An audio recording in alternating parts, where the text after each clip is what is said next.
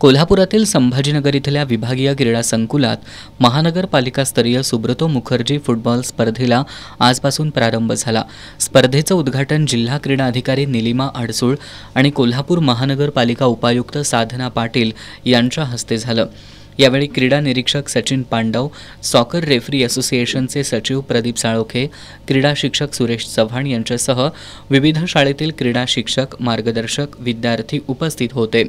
या स्पर्धेतील पहिला सामना new model English medium school आणि नेहरू हायस्कूल यांच्यात झाला। न्यू मॉडेल संघानं हा सामना 1-0 अशा गोलफरकानं जिंकला। दुसऱ्या सामन्यात पोद्दार स्कूलनं विद्यापीठ हायस्कूलवर 1-0 असा विजय मिळवला। अन्य सामन्यांमध्ये माईसाहेब बावडेकर शाहू महाराज हायस्कूल, संजीवनी स्कूल सम लोहिया, भाई Madhavrao Bagal, Bharati Vidyapeeth high school, Saint Xavier's या संघांनी प्रतिस्पर्धी संघांवर विजय मिळवले।